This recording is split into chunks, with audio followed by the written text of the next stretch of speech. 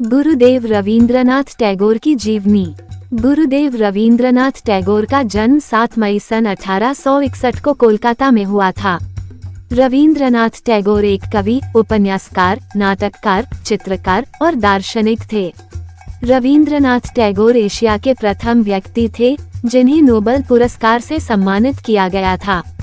वे अपने माता पिता की 13वीं संतान थे। बचपन में उन्हें प्यार से रवि बुलाया जाता था।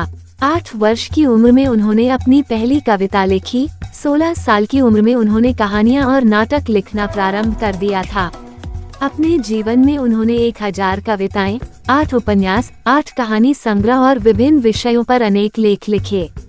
इतना ही नहीं, रवींद्रनाथ टैगोर संगीत प्रेमी थे और उन्होंने अपने जीवन में 2000 से अधिक गीतों की रचना की। उनके लिखे 2 गीत आज भारत और बांग्लादेश के राष्ट्रगान हैं।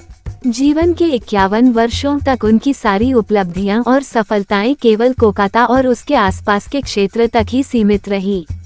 51 वर्ष की उम्र में वे अपने बेटे के साथ इंग्लैंड जा रहे थे।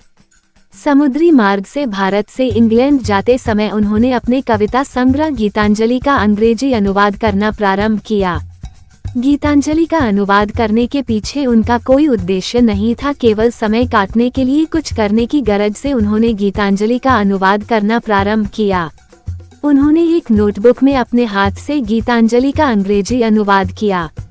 लंदन में जहाज से उतरते समय उनका पुत्र उस सूटकेस को ही भूल गया जिसमें वह नोटबुक रखी थी। इस ऐतिहासिक कृति की नियति में किसी बंद सूटकेस में लुप्त होना नहीं लिखा था। वह सूटकेस जिस व्यक्ति को मिला उसने स्वयं उस सूटकेस को रवींद्रनाथ टैगोर तक अगले ही दिन पहुंचा दिया। लंदन में टैगोर के अंग्रेज मित्र चित्रकार रोथेंस्टन को जब ये पता चला कि गीतांजलि को स्वयं रवींद्रनाथ टैगोर ने अनुवादित किया है तो उन्होंने उसे पढ़ने की इच्छा जाहिर की। गीतांजलि पढ़ने के बाद रोथेंस्टन उस पर मुग्ध हो गए। उन्होंने अपने मित्र W.B. यीट्स को गीतांजलि के बारे में बताया और वही नोटबुक उन्हें भी पढ़ने के लिए दी। इसके बाद जो हुआ वह इतिहास है। यीट्स ने स्वयं गीतांजलि के अंग्रेजी के मूल संस्करण का प्रस्तावना लिखा। सितंबर सन 1912 में गीतांजलि के अंग्रेजी अनुवाद की कुछ सीमित प्रतियां इंडिया सोसाइटी के सहयोग से प्रकाशित की गई। लंदन के साहित्यिक गलियारों में इस किताब की खूब सराहना हुई। जल्द ही गीतांजलि के शब्द माधुर्य ने संपूर्ण विश्व को सम्मोहित कर लिया। पहली बार भारतीय मनीषा की झलक पश्चिमी जगत ने देखी। गीतांजलि के प्रकाशित होने के 1 साल बाद सन 1913 में रवींद्रनाथ टैगोर को नोबेल पुरस्कार से सम्मानित किया गया। टैगोर सिर्फ महान रचनाधर्मी ही नहीं थे, बल्कि वो पहले ऐसे इंसान थे जिन्होंने पूर्वी और पश्चिमी दुनिया के मध्य सेतु बनने का कार्य किया था।